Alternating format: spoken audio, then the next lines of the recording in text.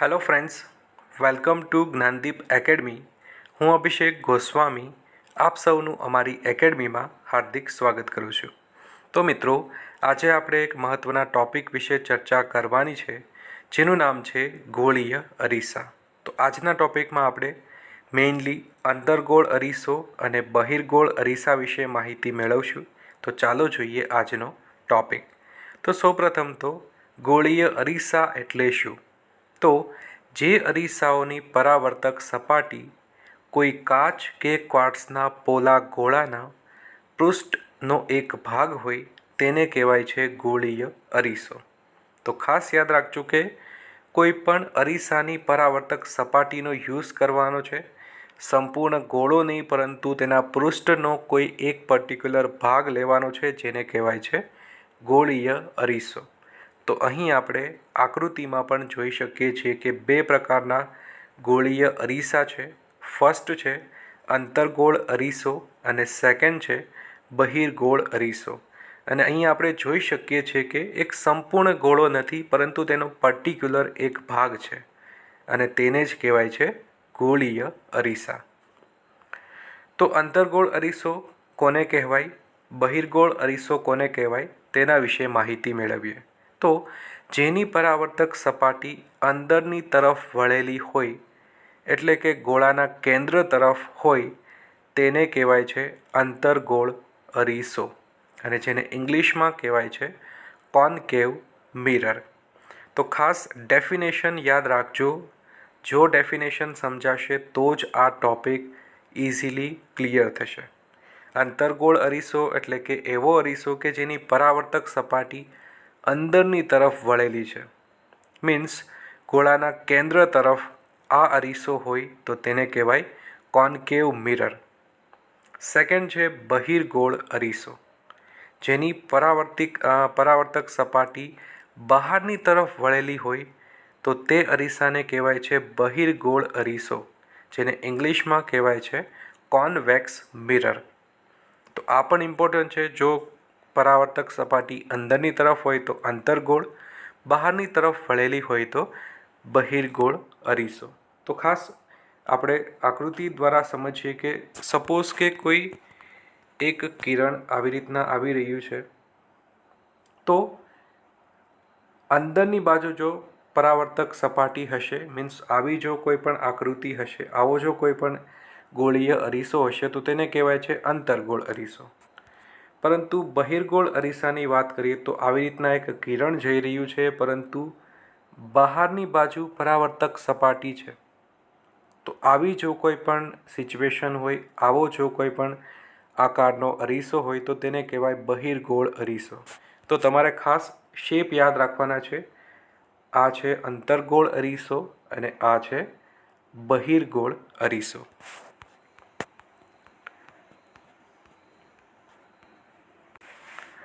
ત્યારબાદ નેક્સ્ટ છે ટર્મિનોલોજી, કે ગોળીય અરીસા માટે આપણે કઈ કઈ ટર્મિનોલોજી, કયા ઇમ્પોર્ટન્ટ વર્ડ્સ આપણે યાદ રાખવાના છે. તો ગોળીય અરીસા માટે જનરલી આપણે અમુક વર્ડ્સ, અમુક ડેફિનેશન યાદ રાખવાની છે, જેમ કે ધ્રુવ, વક્રતા કેન્દ્ર, વક્રતા ત્રિજ્યા, મુખ્ય અક્ષ, મુખ્ય કેન્દ્ર, કેન્દ્ર લંબાઈ, પેરેક્સિયલ કિરણો, ફોકલ પ્લેન અને દર્પણમુખ. આ ટોપિક્સ વિશે, આ ટર્મિનોલોજી વિશે ચર્ચા કરવાની છે. તો સૌપ્રથમ જોઈએ ધ્રુવ. ધ્રુવ એટલે કે પોલ. તો ગોળીય અરીસાની પરાવર્તક સપાટીના કેન્દ્રને અરીસાનું ધ્રુવ કહે છે, જે અરીસાના પૃષ્ઠ પર આવેલું હોય છે અને આકૃતિમાં P વડે દર્શાવેલ છે. તો અહીં આપણે આકૃતિમાં જોઈ શકીએ છીએ કે આ અરીસો છે, અંતર્ગોળ અરીસો છે, જેનો મિડલવાળો જે કાંઈ પણ ભાગ છે તેને કહેવાય છે P, પોલ. તો આને જ કહેવાય છે ધ્રુવ. તો ખાસ યાદ રાખજો કે જે અરીસાનો તે ભાગ છે, P છે, તે પૃષ્ઠનો ભાગ છે અને તે અરીસાના મિડલમાં આવેલું છે. તેવી જ રીતના જો બહિર્ગોળ અરીસાની વાત કરીએ તો તેમાં પણ અહીં જે મિડલવાળો જે કાંઈ પણ ભાગ છે તેને કહેવાય છે ધ્રુવ અથવા તો પોલ. અને ખાસ તમારે એ યાદ રાખવાનું છે કે ધ્રુવ અથવા તો પોલ જે અરીસાના પૃષ્ઠનો ભાગ છે, તેનાથી કોઈ બહારના ભાગમાં નથી અને તેની અંદરના ભાગમાં પણ નથી, પરંતુ તે મેઇન પૃષ્ઠનો ભાગ છે. ત્યારબાદ વક્રતા કેન્દ્રની વાત કરીએ તો તેને સી વડે સિમ્બલાઇઝ કરવામાં આવે છે. ખાસ સિમ્બોલ પણ યાદ રાખવાના છે. જે ગોળાકાર કવચમાંથી અરીસો તૈયાર કરવામાં આવે છે તે ગોળાકાર કવચના કેન્દ્રને અરીસાનું વક્રતા કેન્દ્ર કહે છે, જેને સી અક્ષર વડે દર્શાવાય છે. આ પણ ઇમ્પોર્ટન્ટ છે કે વક્રતા કેન્દ્ર એટલે શું, કે જે ગોળાકાર કવચમાંથી આપણે ગોળીય અરીસો બનાવ્યો તો તે ગોળાકાર કવચના કેન્દ્રને કહેવાય છે વક્રતા કેન્દ્ર, અને તેને સી અક્ષર વડે આપણે દર્શાવીશું. સપોઝ અહીં આકૃતિમાં જોઈ શકીએ છીએ કે આ એક માત્ર ગોળીય એક ગોળાનો ભાગ છે, તેને આપણે કહીએ છીએ ગોળીય અરીસો. પરંતુ તેને જો આપણે ગોળાના ફોર્મમાં જોઈએ તો તેનો આકાર કંઈક આવો હશે કે આ એક સંપૂર્ણ ગોળો છે અને તેનો આ એક પર્ટિક્યુલર ભાગ છે. તો સંપૂર્ણ ગોળો જેનું કેન્દ્ર છે સી, અહીં આપણે જોઈ શકીએ છીએ તેનું કેન્દ્ર છે સી, તો આ સીને કહેવાય છે વક્રતા કેન્દ્ર. ખાસ આ કોન્સેપ્ટ ક્લિયર કરજો કે ભાઈ આ એક ગોળીય અરીસો છે, પરંતુ જો તેને આપણે એક ગોળાના ફોર્મમાં બનાવીએ, મીન્સ આપણે તેને બનાવશું તો તેને કોઈ ગોળામાંથી જ કટ કરવું પડશે, તેમાંથી જ કટ કરવું પડશે. તો આ જે ગોળો છે તેના કેન્દ્રને કહેવાય છે સી, વક્રતા કેન્દ્ર. તેવી જ રીતના જો બહિર્ગોળ અરીસાની વાત કરીએ તો તેમાં પણ આવી જ રીતના આપણે એક ગોળો બનાવવાનો છે અને જેનું કેન્દ્ર છે સી, વક્રતા કેન્દ્ર. ત્યારબાદ વક્રતા ત્રિજ્યા, જેને કેપિટલ આર વડે દર્શાવવામાં આવે છે. તો ગોળીય અરીસાની પરાવર્તક સપાટી જે પોલા ગોળાનો ભાગ છે તે પોલા ગોળાની ત્રિજ્યાને અરીસાની વક્રતા ત્રિજ્યા કહે છે, જેને આર અક્ષર વડે દર્શાવવામાં આવે છે. તો ખાસ આ પણ યાદ રાખવાનું છે કે આ તેનું કેન્દ્ર છે. મીન્સ ફરીવાર આપણે જો ગોળાને દોરીએ તો આ ગોળો છે, આ તેનું કેન્દ્ર છે, અને આ છે પી કે જે ગોળીય અરીસાનું કેન્દ્ર છે. તો આ બંને વચ્ચેનું જે અંતર છે તેને કહેવાય છે કેપિટલ આર અથવા તો વક્રતા ત્રિજ્યા. ત્યારબાદ ફોર્થ છે મુખ્ય અક્ષ. તો ગોળીય અરીસાના ધ્રુવ તથા વક્રતા કેન્દ્રમાંથી પસાર થતી કાલ્પનિક રેખાને કહેવાય છે અરીસાનો મુખ્ય અક્ષ.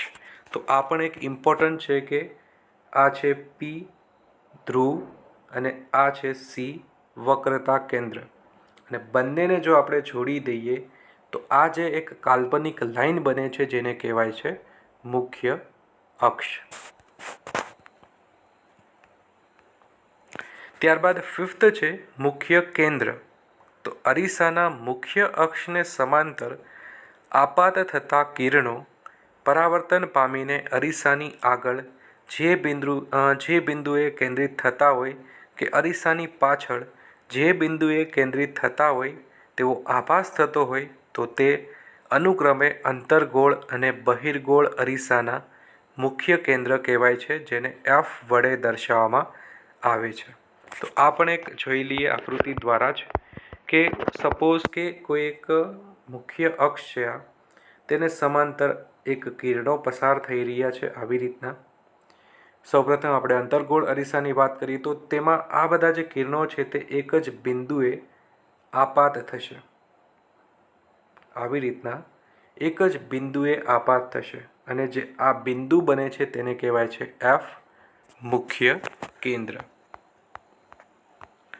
તો અંતર્ગોળ અરીસામાં તો આપણને વાસ્તવિક પ્રતિબિંબ મળશે. અરીસાની આગળની બાજુએ આપણને મુખ્ય કેન્દ્ર જોવા મળે, પરંતુ જો બહિર્ગોળ અરીસો હોય તો તેમાં અરીસાની પાછળની બાજુએ આપણને મુખ્ય કેન્દ્ર મળશે. જેમ કે આપણે જોઈ શકીએ છીએ કે આ મુખ્ય અક્ષ છે, આ આપાત કિરણો છે જે મુખ્ય અક્ષને સમાંતર રીતના આપાત થાય છે. ત્યારબાદ તે આભાસી પ્રતિબિંબ આપશે, એટલે કે અરીસાની પાછળ આપણને પ્રતિબિંબ મળશે. તો આ છે કે બધા જ કિરણો છે તે આ બિંદુએ એકઠા થશે તો આ બિંદુ કહેવાય છે એફ એટલે કે મુખ્ય કેન્દ્ર.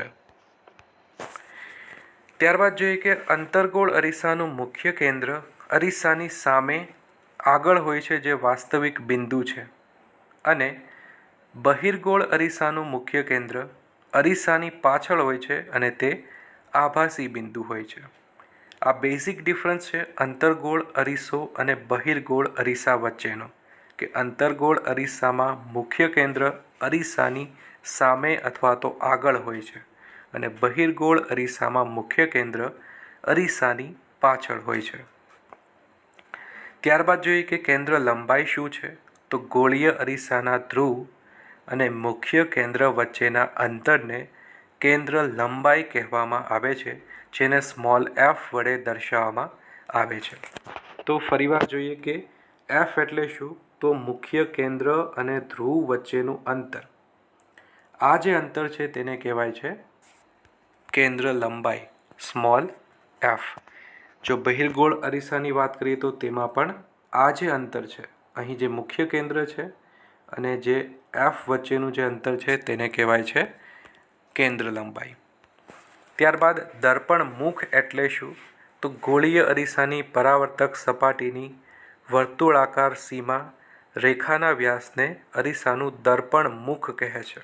તો ખાસ આ પણ યાદ રાખજો કે આ જે ટોટલ એરિયા છે, પૃષ્ઠનો જે કાંઈ પણ ભાગ છે તેને કહેવાય છે દર્પણ મુખ. અહીં આપણે જોઈ શકીએ છીએ કે એમથી લઈને એન સુધીનું અંતર તેને કહેવાય છે દર્પણ મુખ.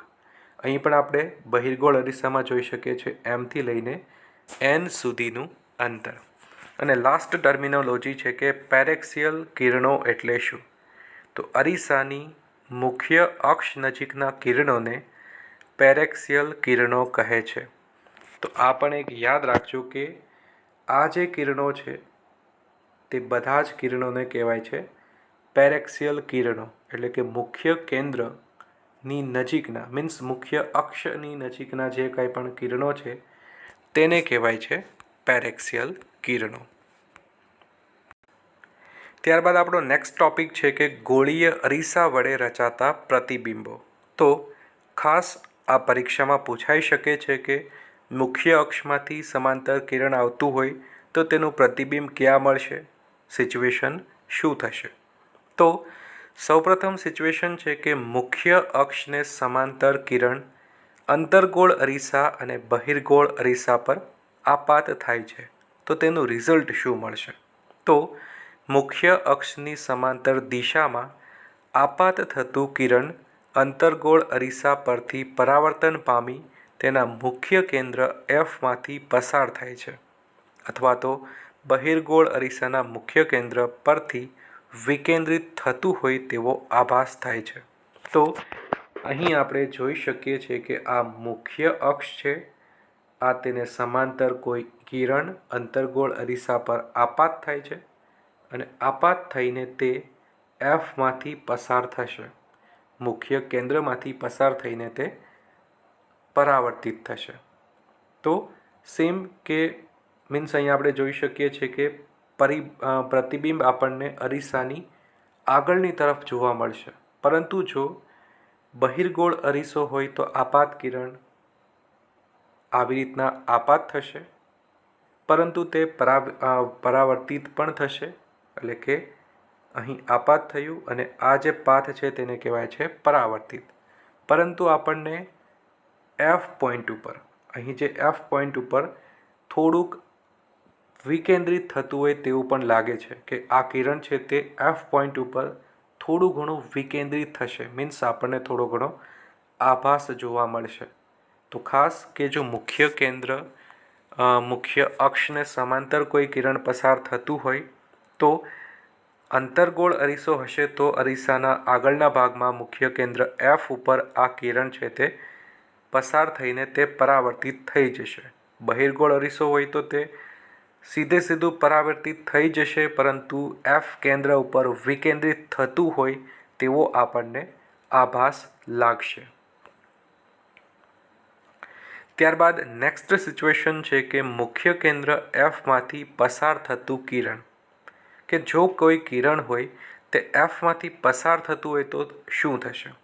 તો અંતર્ગોળ અરીસો છે, કોઈ અંતર્ગોળ અરીસાના મુખ્ય કેન્દ્રમાંથી એફમાંથી કોઈ કિરણ પસાર થતું હોય કે બહિર્ગોળ અરીસો હોય તેના મુખ્ય કેન્દ્રમાંથી કોઈ કિરણ પસાર થતું હોય તો તે મુખ્ય અક્ષને સમાંતર દિશામાં પરાવર્તિત થઈ જશે.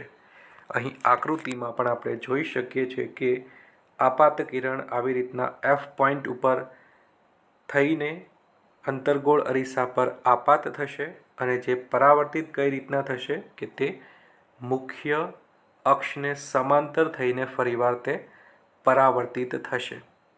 પરંતુ જો આપણે બહિર્ગોળ અરીસાની વાત કરીએ તો આપાત કિરણ આવી રીતે બહિર્ગોળ અરીસા ઉપર આપાત થશે અને તે પણ મુખ્ય અક્ષને સમાંતર થઈને પરાવર્તિત થઈ જશે.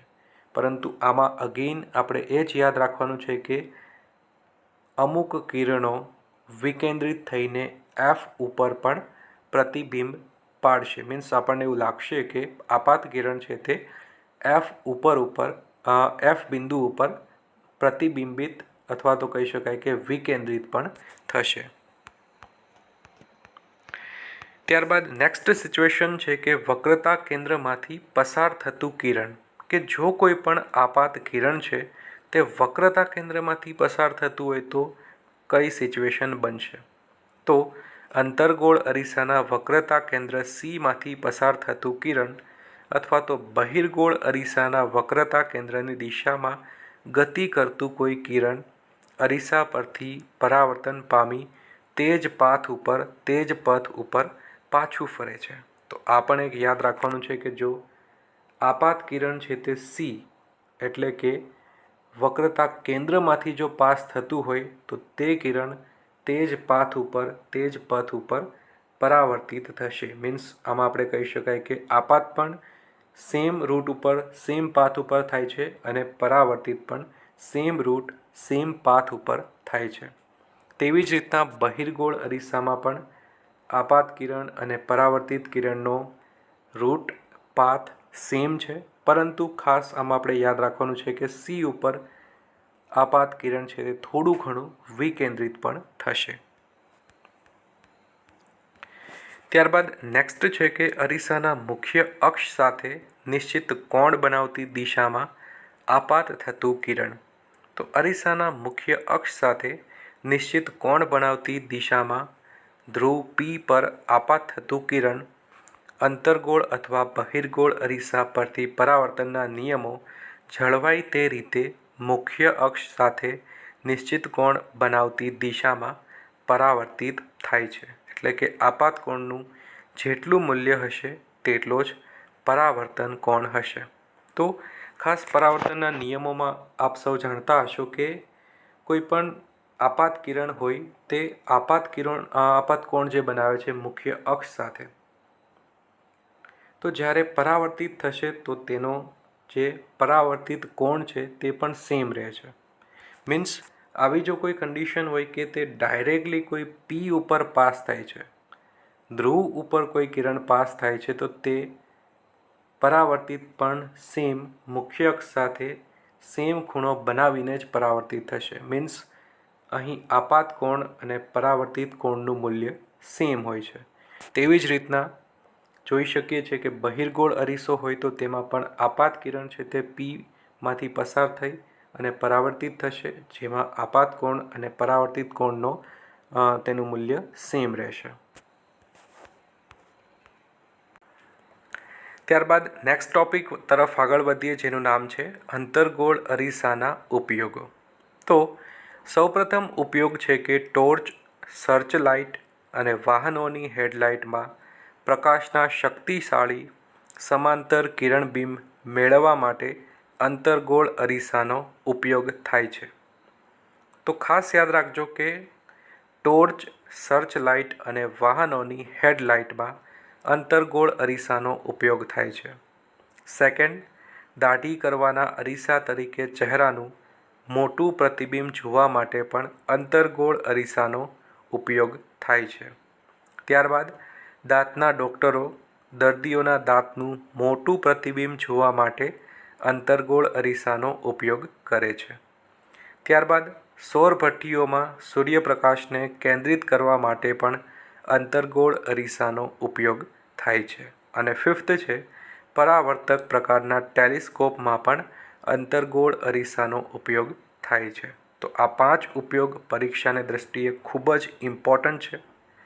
પરીક્ષામાં એવો પ્રશ્ન આવી જાય કે ટોર્ચની લાઇટમાં કયા પ્રકારના અરીસાઓનો ઉપયોગ થાય છે. ઓપ્શનમાં હોય કે અંતર્ગોળ અરીસો, બહિર્ગોળ અરીસો, સમતલ અરીસો.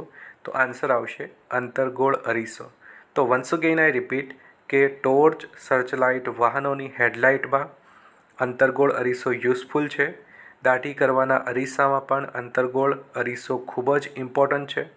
દાંતના ડૉક્ટરો દર્દીઓના દાંતનું મોટું પ્રતિબિંબ જોવા માટે પણ અંતર્ગોળ અરીસાનો ઉપયોગ કરે છે. સૌર ભઠ્ઠીઓમાં સૂર્યપ્રકાશને કેન્દ્રિત કરવા માટે પણ અંતર્ગોળ અરીસો જ ઇમ્પોર્ટન્ટ છે. ત્યારબાદ પરાવર્તક પ્રકારના ટેલિસ્કોપમાં પણ અંતર્ગોળ અરીસાનો વ્યાપક સ્વરૂપે ઉપયોગ થાય છે.